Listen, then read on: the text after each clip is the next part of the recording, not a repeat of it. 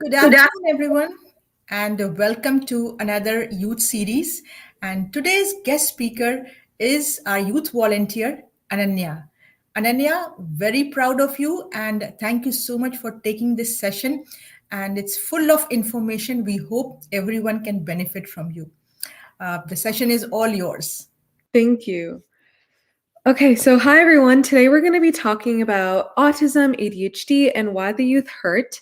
I'm so excited to share it with you guys. So let's get into it. Let's see if you guys can see my screen here. Okay. Sorry guys, give me 1 second. Okay. So today we're going to be talking about autism and ADHD for starters. So first things first, let's talk about what someone who is neurodivergent is. The definition of it is differing in mental or neurological function from what is considered typical or normal, frequently used with reference to autism spectrum disorder, not neurotypical. This refers to autism, sometimes ADHD, and sometimes even OCD, dyslexia, dyspraxia, and other learning disabilities. Today, we're going to specifically narrow down to autism and ADHD. So, for starters, what is ADHD? According to the Mayo Clinic, it is a chronic condition including attention difficulty, hyperactivity, and impulsiveness. However, not being able to pay attention or focus is a very small part of ADHD. In fact, ADHD is very stigmatized. Struggles include hyperactivity, impulsivity, social issues, sensory issues, and it affects every part of one's life, not just being in a classroom or not just working.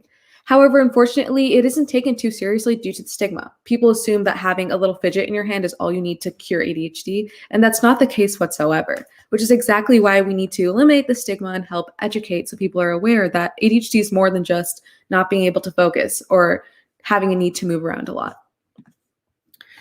Now, what is autism? Autism spectrum disorder, ASD, is a developmental disability that can cause significant social, communication, and behavioral challenges. That is according to the CDC. There are different levels and kinds of being on the spectrum. One of the most harmful things in society are the jokes that are made about autism and ADHD. In the past, I personally have heard children call friends autistic as a joke. Neurodivergency isn't a joke. It is extremely real for those who are neurodivergent and the families of those who are as well.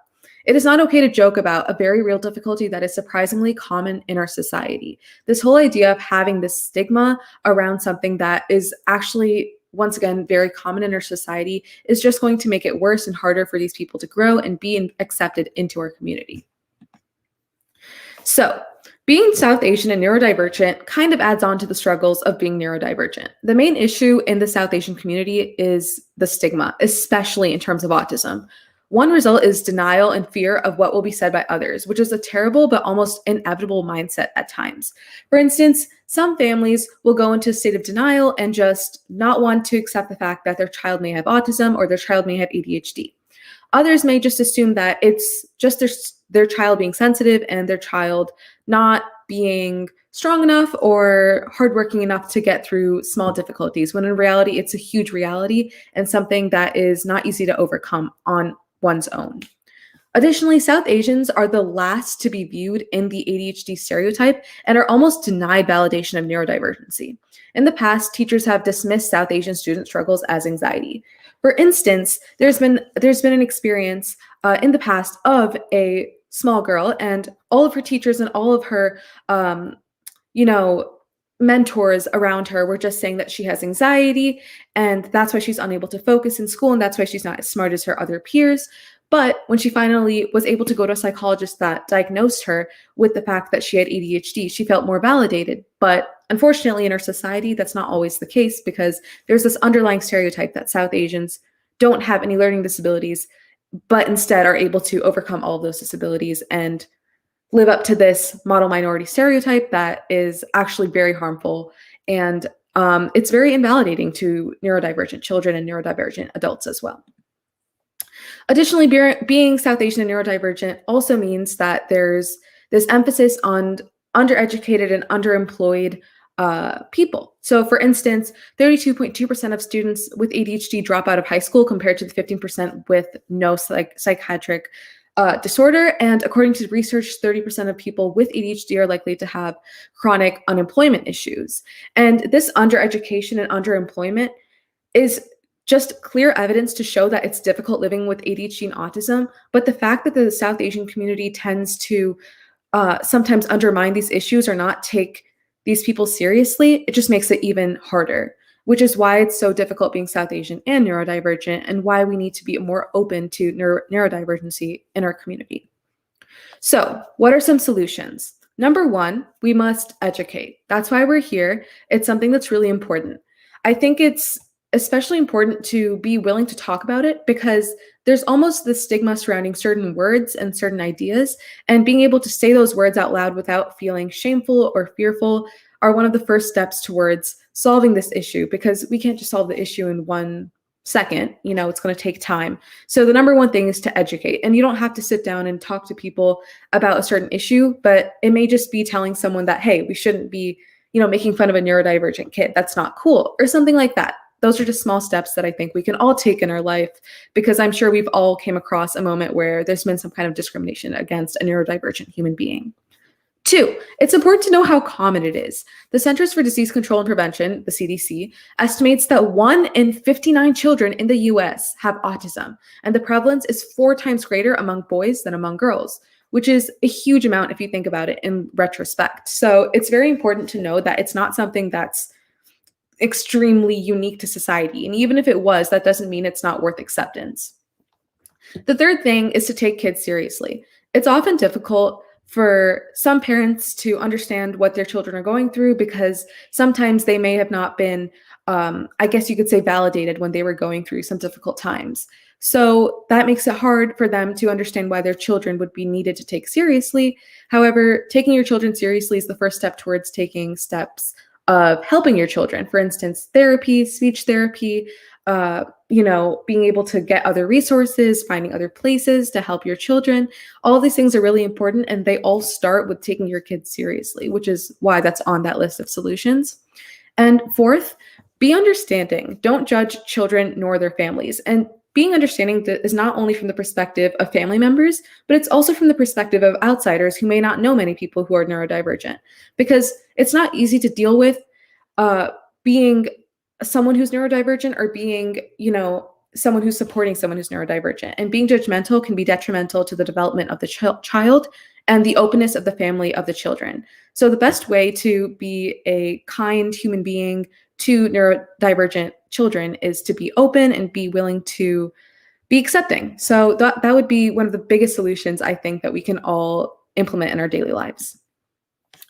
Finally, we're going to talk a little bit about why the youth hurts. So, number one, it's hard being an adolescent because there are obviously going to be physical changes. Now, there's a lot of tidbits in this, but one of them is basically just the idea of developing hormones, right? Because once we have these hormonal developments, it's obviously going to mean that our mood changes and that we tend to have, unpredictable emotions that we've never felt before. And so this can cause adolescents to feel frustrated amongst other pressures that they deal with later in their life. Secondly, physical changes also means changes in your body. And, I'm going to talk a little bit more about this when we come to our next, in like 2 bullet points, but it's important to understand that a lot of adolescents will deal with body issues or insecurities or newfound changes in their body that they find difficult to accept. And these are especially emphasized with social media and the new generation and how we're growing up. And I'll go a little bit more into that later. So those are the 2 things that make it very difficult. The second thing is environmental changes. And what I mean by environmental changes is that, number one, changing schools can be hard for a lot of students, especially if it means that they're going to high school, middle school, something like that. It becomes harder because sometimes you are around new groups of people, and that can mean several things. One, a student can be anxious because they feel like they're not accepted in some kind of community or some kind of group of people. Or 2, there can be not so kind people around them. There can be bullying. Or third, environmental changes can also be applied to the internet, where cyberbullying is also something that happens. So this is an issue that a lot of people don't take into account, but environmental changes such as school changes, grade changes, maybe even family changes, these can all be huge parts of how an adolescent copes and deals with the changes that are coming in their life, such as the physical changes as well. So kind of connecting into that is coming online.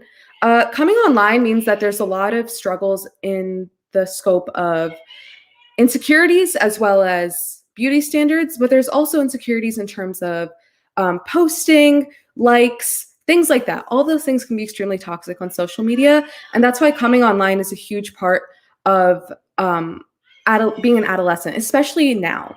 And that's why it's really difficult, because sometimes we don't understand or we can't see the struggles students are having online because it's so easy to go away. And that's why I say that being online is a blessing and a curse in disguise, because it depends on what kind of experience you have. The fourth thing is growing up. When you're growing up, it's obviously going to have its pros and cons. Some students feel really, really excited and really happy, and others feel really nervous and really scared for their future.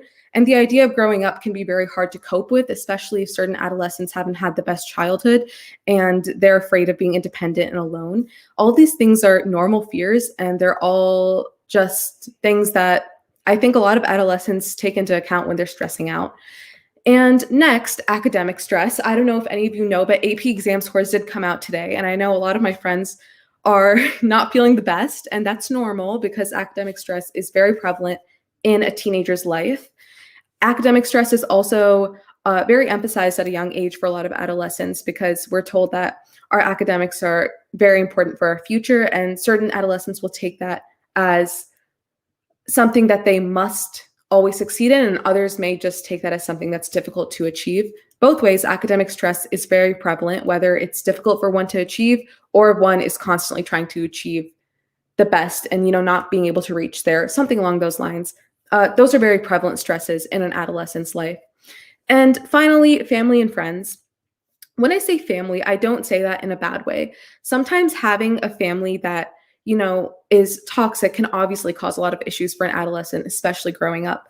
But at other times, lack of communication with families can also be something that's quite prevalent as well. And in terms of friends, once again, as I said, as environments change, people change as well. So sometimes, an adolescent's friend may stop being friends with them, or they may feel isolated, and all of a sudden they don't feel like they're loved and cared for.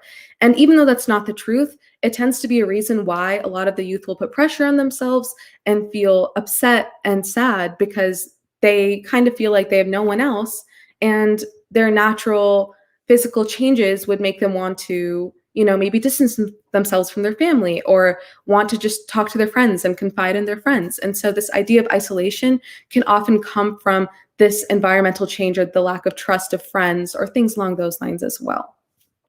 So yeah, that was my presentation. I hope you guys enjoyed that. Thank you guys so much for listening in. And I hope that was informative. And yeah. Thank you so much, Ananya. Very useful information. We got a few questions anonymously. So the first question is, how can someone identify, a kid or a youth who has autism? What may be some of the visible symptoms? Can you share some information? Sure. So once again, as I said earlier, autism is obviously something that has a wide range of possible symptoms, or, it's because the spectrum is so large, it's often hard to just look at, one child and say, oh, that child has autism, without, of course, a professional diagnosis. But often you'll see autistic kids feeling, it's similar to ADHD sometimes, where there's a difficulty in focusing, or, unable to sit straight. There may be, different issues with speech. There may be some things related to being able to express emotions. Maybe there's like a lot of screaming and a lot of frustration and things like that. So it really depends on each autistic child. Some children don't like being touched at all, so they struggle with that. Some may have sensory issues, so they deal with that. So each autistic child is different. But if you do see your child being extra sensitive to certain things, and your child, being unable to focus and being very hyperactive, then it may be worth going to the doctor and seeing if there's anything that can be professionally diagnosed. And yeah, I think I'd go from there because every student is different and every child is different. Right. So the follow-up question was, some of the symptoms you mentioned, some of the visible symptoms you mentioned can be due to so many other reasons. So it's very, so normally how far should someone be observant of? A week, a month, so that those visible symptoms persist? Yeah, I would say it depends on when you've seen the symptoms. If you see the symptoms maybe as a toddler or as a child, that just may be a part of, frustrations of a toddler. And so from there, I would say you wouldn't have to necessarily, only wait for like a month or so. But it really depends. If you're seeing it persist maybe over a couple of months, then I think that's probably best. But I definitely don't think a week is enough to see that. If it's something that you constantly see maybe over a couple of months, then I think it's worth checking out. In worst case scenario, it was nothing, then that's okay. Then you know that your child is just maybe a little hyperactive or maybe very energetic. So, yeah. So two more questions are there. Any student who has been diagnosed or identified with either autism of any spectrum or ADHD, can they lead again normal life, or can they pursue their studies in the best in the manner which is best for them? Will there be, or can there be any hurdles for them? What has come in your research, Ananya? I love that question. I think that's a very important question. And what I would say to that is that, yes, they can live a normal life. And there are several programs out there that are especially made for children who have special needs. And there's also several nonprofits and organizations that help out with that. For instance, there is a nonprofit that I know of, and that is for autistic adults, actually, and it helps employ autistic adults. And, we've seen numerous autistic adults succeed from that organization. I think it's called Love Michael. So that's like an example of that. But absolutely, they can lead a normal life. I know, I think we have a couple of volunteers as well who have ADHD who are leading normal lives as well. So it's obviously something that's very possible. And just because you have ADHD or autism, it doesn't mean you can't be successful in life. That's very important for people to know. So yes, you can be successful. One last question came in from a parent. Sometimes parents feel responsible if their child has been diagnosed with this, indicating that maybe it was a failure on their part, then that's why the child got it. It's not true, but what does Yeah. your research say? It's not your fault. First of all, if a child has autism or ADHD, as a parent, I understand it must be very difficult for you to see your child struggling, but it doesn't mean that your child's quality of life is limited, and it doesn't mean your child isn't going to live a happy life. It's. I know it's hard to see your child struggle, but it's not your fault. It's just something that happens. As I said, 1 in 59 kids get it or have autism. That's a huge amount if you think about it in the larger scope. It's something that's not necessarily considered, of course, normal, but it's not something that's anyone's fault, and it's not a mistake. It's just something that makes your child a little different, and it's just something that you'll have to work together on. It's not something that you should be ashamed of. It's not something you should feel bad about. And as a parent, I think the best thing to do is to be supportive and to not view your child as someone who you've hurt, but rather your child who you can help succeed, because each student has their own journey. So since each child has their own journey, it's not your fault if your child's journey is a little different. The only thing you can do is be supportive. So yes, and science is clearly saying that it's not a parent's fault. There's nothing you can do to prevent autism or ADHD. It's just something that happens, and it doesn't make anyone any less than a normal child. It just makes them someone who's unique in their own way and someone who can still succeed in life, as I said earlier. Many thanks, Ananya, for sharing all your research. As we conclude this session, your last slide indicated why youth hurt.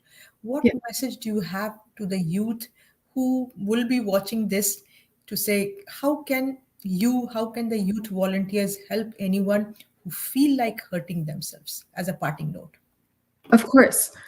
So I think it's very important to know that you're not alone. That's obviously a message that a lot of people hear a lot, but it's the truth. You are not alone. So many children, so many youth people, including our volunteers, have dealt with these struggles of being an adolescent. It's something that's so normal and something that you're not alone in. And so just having that in mind is really important. And also just knowing that you matter, you're worthy, and that you have a place in this world. And if you like feel your heart and you feel that heartbeat, that means that there's a purpose for you in life. And if you don't know what that is yet, you will in the future. And I think that's very, very important to know and believe, because we believe in you at Sanjeevni. We all believe in you. So believe in yourself. You can do this. And it's not worth it. You are worth a lot more than you think you are. And it's important to keep going, because you never know what's there for the future. There in the future, you may not even see what's waiting for you. So keep that mindset. Kudos, Ananya, and anyone watching this, if you have a child at home or someone you know who's a youth, a teenager struggling through the same, call Sanjeevni, and you can always talk to the youth volunteers who are there for to help them all. Thank you, Ananya. This was Youth Series 3 or 4. We have a concluding session in August. Thank you, and everyone who have given the AP exam today. As Ananya mentioned, you've done your best, Yes, and all please. the very best. All right. Thanks, everyone. Bye. Bye.